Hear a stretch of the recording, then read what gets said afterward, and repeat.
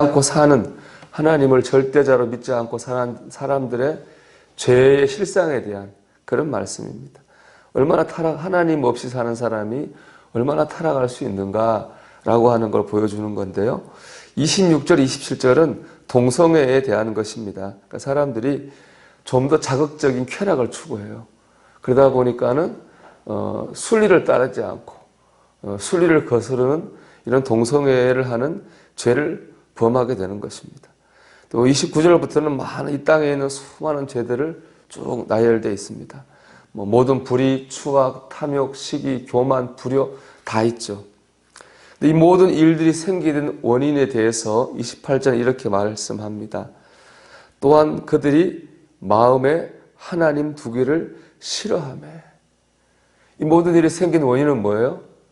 마음에 하나님을 하나님으로 인정하지 않는 거예요. 그러니까 내 마음대로 사는 거죠.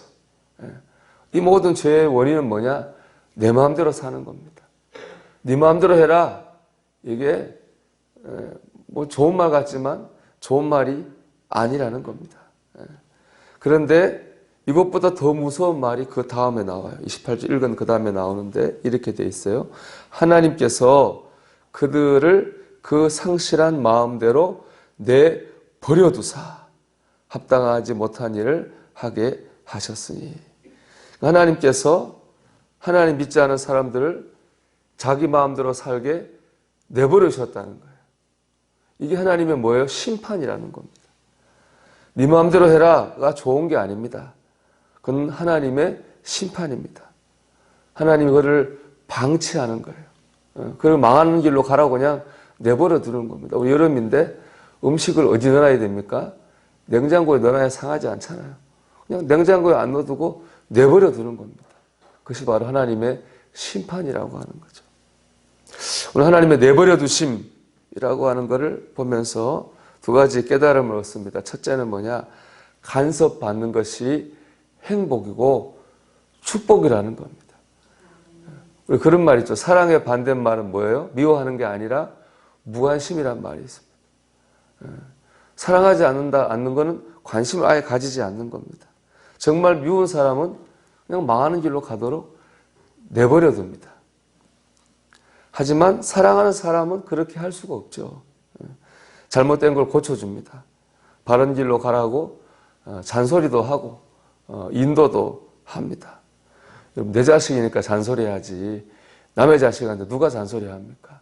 내 자식이니까 내가 사랑하니까 잔소리도 하고 간섭도 하는 것이죠. 그래서 히브리서 12장 8절에 이렇게 말씀합니다. 징계는 다 받는 것이거늘 너희에게 없으면 사생자요 친아들이 아니니라. 하나님께서 우리를 징계하시는 이유는 왜 그렇습니까? 우리가 하나님의 아들이기 때문에 그렇습니다. 딸이기 때문에 그런 겁니다. 그래서 우리에게 매를 드는 사랑의 매를 드는 거죠. 여기서 이제 우리가 믿음이 필요합니다. 왜냐하면은 사랑의 매도 맞으면은 아프겠죠. 아픕니다. 아픈 거 좋아하는 사람은 세상에 아무도 없습니다. 고난을 반기는 사람은 어느 누구도 없습니다. 그런데 하나님이 주시는 고난이라면은 그걸 받아들일 수 있어야 됩니다. 하나님 주시는 고난이라면은 그것이 나를 복된 길로 이끄는 줄로 믿어야 됩니다. 그러니까 우리가 징계도 사랑으로 받아들여야 되는 거죠. 우리가 이런 믿음을 가질 때 이런 복을 받아요. 하나님이 주시는 고난이라면은 받아들여야지. 그런 믿음으로 사는 사람에게 이런 복을 주신다고 말씀합니다. 로마서 8장 28절의 말씀인데요. 우리가 알거니와 하나님을 사랑하는 자 곧 그의 뜻대로 부르심을 입은 자들에게는 모든 것이 합력하여 선을 이루느니라. 이 모든 것이죠. 글자 그대로. 그게는 좋은 것만 있지 않잖아요. 좋지 않은 거 있습니다. 하나님 사랑의 매도 있습니다. 근데 그게 나중에는 다 뭐가 됩니까? 화가 변해 복이 되는 거예요. 그 전제 조건이 뭐죠? 하나님이 사랑하시는 자, 곧 그때로 부르심을 입은 자들을 믿는 자가 그렇습니다. 모든 것이 합력하여 선하게 되는 것을 믿을 때 고난은 변해서 축복이 됩니다. 김동원 목사님이 쓴 글 중에 한 장로님 얘기가 있습니다. 장로님은 사업을 하는 분이었는데 사업이 잘 됐습니다. 그러다 보니까 자꾸 세상적인 쾌락을 추구하면서 신앙생활은 형식적으로 했어요. 그러다가 회사가 망했습니다. 부도를 당했어요. 몇 달간 감옥에도 들어갔다가 나왔습니다. 참 큰 상처죠. 근데 그런 과정을 통해서 자신의 삶을 회개했어요. 그리고 하나님에 대한 믿음을, 진실한 믿음을 가지게 됐습니다. 시간이 지나 사업은 이제 회복이 됐습니다. 그때 김동원 목사님께서 그 장로님에게 이렇게 얘기합니다. 장로님, 그때 망하지 않았으면 정말 망할 뻔했죠. 장로님이 대답하죠. 네, 목사님, 그때 망하지 않았으면 정말로 망할 뻔했습니다. 여러분, 간섭이 축복인 줄 믿습니다. 오늘도 하나님의 간섭하심을 우리가 너무 밀어내지 말고 하나님의 뜻이 있는 줄 믿습니다. 우리 받아들이는 가운데 정말 잘 되는 길로 가는 저와 여러분이 되시기를 축복합니다.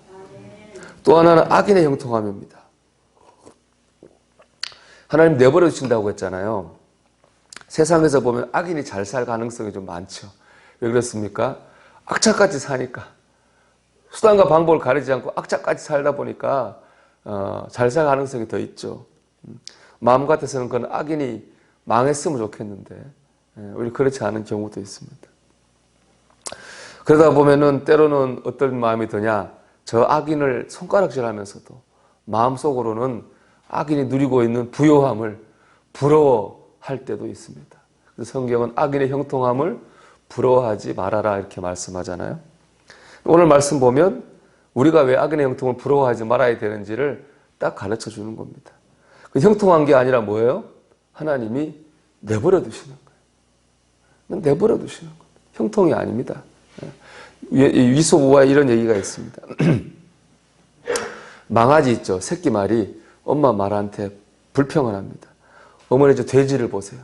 우리는 매일 열심히 일하는데 주인을 태우고 일 열심히 하는데 먹을 거 별로 안 주는데 저 돼지는 아무 일도 안 하는데 하루 종일 맛있는 거를 먹기만 합니다. 어떻게 저럴 수가 있습니까? 라고 말하자 엄마 말이 이렇게 대답합니다. 좀 기다려보면 너 그 이유를 알게 될 거다. 부러워할 거 하나도 없다. 그렇게 얘기했습니다. 시간이 됐습니다. 그러자 이제 가을이 되자 돼지가 살이 올랐어요. 살이 오르면 뭐 해야 돼요, 여러분? 잡아먹겠죠. 돼지가 도살장으로 끌려갔습니다. 그때 어미 말이 말하는 겁니다. 봐라, 돼지는 많이 먹고 살이 있죠? 그것 때문에 죽은 거야. 살이 안 쪘으면 돼지 안 죽을 거 아닙니까? 많이 먹고 많이 그냥 있는 게 그게 좋은 게 아니었다는 겁니다. 사람은 돼지를 잡아먹으려고 키운 거니까 그렇겠죠. 이 땅에서 아무리 잘 살아도 그 끝이 지옥이라면 무슨 소용이 있습니까? 그렇지 않습니까? 형통이 아니라 하나님이 내버려 두시는 거라는 겁니다. 반대로 우리는 끝이 천국입니다. 천국을 향해 나아가는 사람들인 줄로 믿습니다. 그러니까 악인의 형통을 부러워하지 말고 그 길에 유혹받지 말고 하나님이 우리에게 주신 이 영원한 생명의 길을 향해서 우리가 나아가야 되겠습니다.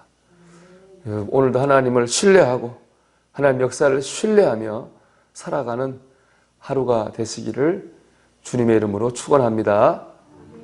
기도하겠습니다. 오늘 말씀 붙들고 기도합시다. 악인의 형통을 부러워하지 말고 하나님의 인도하심을 믿음으로 따라가는 하루가 되게 하옵소서. 우리 기도드리겠습니다.